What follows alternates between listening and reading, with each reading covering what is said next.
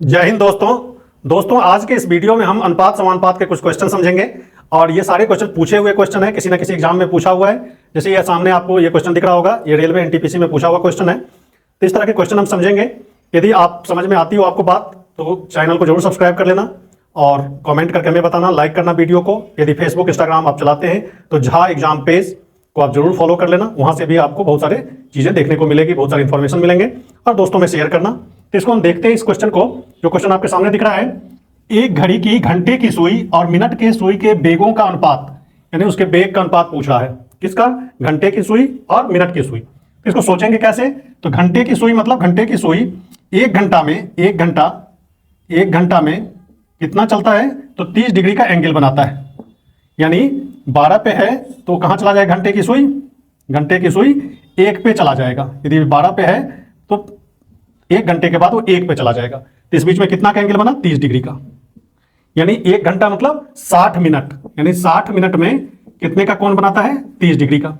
अब मिनट की सुई उतने ही डिग्री का कोण बनाने में कितना समय लेगा? तो ये मिनट की सुई है, तो मिनट की सुई 12 से 1 पर जाने में वो 5 मिनट का समय लेता है। कितना का समय लेता है? 5 मिनट का। मिनट की सुई कितना समय लेगा? उतना ही डिग्री का कोण बनाने में, 30 डिग्री का कोण बनाने में 5 मिनट लेगा। घंटे की सुई 60 मिनट लेता है। तो हम समय का अनुपात निकालते हैं। समय का अनुपात 60/5, यानी 60 मिनट बट्टा 5 मिनट। इसको काटेंगे तो 1 अनुपात ऊपर 12 हो गया, 12 अनुपात 1 का, यानी समय का अनुपात 12/1 हो गया। और आपको पता है कि समय के अनुपात का इनवर्स यानी उल्टा क्या होता है? गति का अनुपात होता है। तो गति का अनुपात क्या बन जाएगा? तो 1/12 का बन जाएगा। इसका उल्टा कर देंगे तो गति का अनुपात 1/12 का हो जाएगा। तो हमारा आंसर क्या हो जाएगा? बी हमारा आंसर हो जाएगा। तो ये छोटा सा क्वेश्चन था, कंसेप्चुअल क्वेश्चन था, कंसेप्ट पर आधारित। इस तरह से इसको बनाएंगे हम। अगला क्वेश्चन देखते हैं। अगले क्वेश्चन को आप बनाइए और उसमें आप समझिए। इस क्वेश्चन को देखिए आप। कहता है एक आयताकार क्षेत्र का परिमाप 32 मीटर है। कितना है? 32 मीटर, पेरीमीटर। यानी एक रेक्टेंगल है, इस रेक्टेंगल का परिमाप दिया हुआ है। रेक्टेंगल मतलब आयत का परिमाप दिया, ये लेंथ हो गया, ये ब्रेड्थ हो गया, परिमाप दिया हुआ है। इसकी भुजा का अनुपात 5/3 है। इसकी भुजा का अनुपात कितना है? 5/3 है। यानी ये 5 मीटर है तो ये 3 मीटर है, ये 5 यूनिट है तो ये 3 यूनिट है। तो कहता है मैदान की भुजाएं क्या होगी? मतलब इसकी हमें लंबाई चौड़ाई दिया हुआ है। ये जो 5/3 का अनुपात है, ये लंबाई और चौड़ाई का अनुपात है। यहाँ पर पेरीमीटर क्या होता है? आयत का परिमाप। परिमाप मतलब बाउंड्री, इसके चारों तरफ जो बाउंड्री है उसकी लंबाई, यानी इसकी भुजाओं का योग। तो परिमाप हो जाएगा 2 लंबाई प्लस 2 चौड़ाई, यानी 2 × L + B, क्योंकि 2 लंबाई है इसमें, 2 चौड़ाई है। एक लंबाई है, एक ये चौड़ाई और ये चौड़ाई, 2 चौड़ाई है। तो यहाँ पर लंबाई और चौड़ाई का अनुपात दिया हुआ है। तो कहता है कि परिमाप 32 मीटर है, परिमाप कितना है? 32। तो 2 × L + B, तो इसको x मान करके भी कर सकते हैं, या फिर आप इसको ऐसे कर ले तो 5 3 8, 8 यूनिट हो गया। 8 दूना 16 यूनिट का मान कितना दिया हुआ है? 32 दिया हुआ है। 1 यूनिट का मान कितना हो जाएगा? 2। 1 यूनिट कितना हो जाएगा? 2 के बराबर आएगा। तो हमें लंबाई निकालने के लिए बोल रहा है। तो लंबाई कितना हो गया? 1 यूनिट का तो 2 है, तो 5 का मान कितना हो जाएगा? 10। और ये 3 का मान कितना हो जाएगा? 6 मीटर। यानी लंबाई हो गया 10 मीटर, चौड़ाई हो गया 6 मीटर। तो हमारा आंसर क्या हो जाएगा? ए आंसर आपका यहाँ पर हो जाएगा। तो यहाँ पर जरूरत हमें पड़ेगी आयत के परिमाप क्या होता है, ये चीज समझने का। तो आयत की परिमाप क्या होता है? लंबाई और चौड़ाई, ये है ना। तो 2 लंबाई, यहाँ पर लंबाई लंबाई, चौड़ाई चौड़ाई, 2 × लंबाई प्लस चौड़ाई, यानी 2 × लंबाई प्लस चौड़ाई को हम क्या कहेंगे? आयत की परिमाप। तो आयत की परिमाप हमें दिया हुआ है, इससे हम कंपेयर करके इसका वैल्यू निकाल लेंगे। तो इस तरह से इस क्वेश्चन को समझ सकते हैं। अगला क्वेश्चन हम देखते हैं, उसमें आप समझिए। इस क्वेश्चन को देखो। 3 ट्रेनों की गति 2:3:5 के अनुपात में है। तो इन ट्रेनों द्वारा समान दूरी तय करने में लगने वाला समय का अनुपात निकालना है। क्या करना है? 3 ट्रेन है, 2:3 के रेशियो में इसका स्पीड है। तो समय का अनुपात पूछा जा रहा है। यानी स्पीड का अनुपात दिया हुआ है, समय का अनुपात पूछा जा रहा है। तो समय का अनुपात जो होता है ना, स्पीड के अनुपात का इनवर्स होता है, उल्टा होता है। तो यहाँ पर गति का अनुपात कितना दिया हुआ है? 2:3:5। ये किसका है? गति का अनुपात दिया हुआ है। तो गति के अनुपात का क्या होता है? उल्टा, इनवर्स क्या होता है? समय का अनुपात। तो समय का अनुपात क्या बन जाएगा? 1/2। इसका इनवर्स करेंगे तो 1/2, अनुपात 1/3, अनुपात 1/5। ये हमारा समय का अनुपात हो गया। तो ऑप्शन में तो सीधा सीधा है, तो हम लगा देंगे ए आंसर होगा 1/2, अनुपात 1/3, अनुपात 1/5। यदि इस फॉर्मेट में नहीं रहता आंसर, तब आप क्या करते?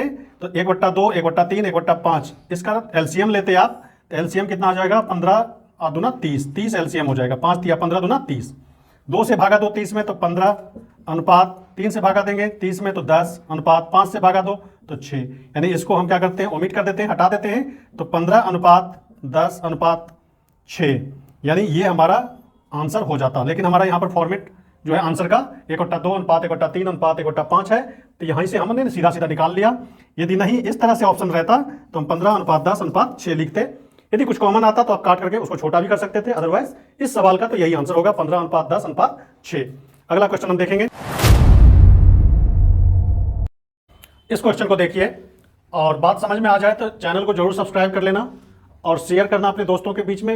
इंस्टाग्राम और फेसबुक यदि आप चलाते हैं तो जरूर उसको फॉलो कर लेना, झा एग्जाम पेज, ताकि वहां से भी आपको कुछ इन्फॉर्मेशन मिल सके। तो इसको हम देखते हैं। इस क्वेश्चन को कहता है 2 संख्याओं के बीच का अनुपात 2:3 है। 2 संख्याओं का अनुपात दिया हुआ है। यदि प्रत्येक संख्या में 5 की वृद्धि की जाती है तो उसके बीच का अनुपात 5:7 हो जाता है। तो कहता है संख्याओं का अंतर बताओ। क्या बताना है?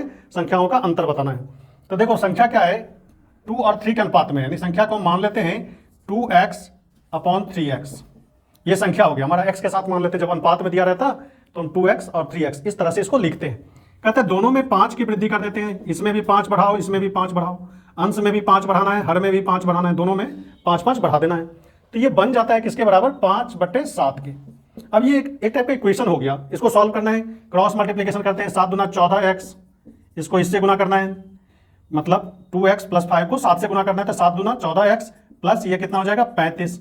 इस 5 को इसके नीचे वाले से गुना करना है, तो 5 × 15x प्लस कितना हो जाएगा? 5 को 5 से करेंगे तो 25, यानी 14x और ये 15x एक तरफ लाओ तो ये हो जाएगा 15 में से 14 घटेगा तो x आएगा। इधर 35 में से 25 घटाओगे तो 10। x का वैल्यू हमारा कितना आ गया? 10। अब यहाँ पर पूछा जा रहा है कि दोनों का अंतर। तो देखो 2x और 3x यही संख्या थी, दोनों का अंतर कितना हो गया? x, यानी x बराबर 10। यही हमारा अंतर बन जाएगा, तो b हमारा आंसर हो जाएगा। तो इस तरह से आप क्वेश्चन को हैंडल कर सकते हैं। छोटे छोटे क्वेश्चन पूछे जाते हैं एग्जाम में, बड़े क्वेश्चन बहुत कम होते हैं, 2, 3, 4 आपको एग्जाम में मिलेंगे। तो छोटा क्वेश्चन यदि आपसे छूट जाता है पेपर में तो सिलेक्शन मुश्किल हो जाता है।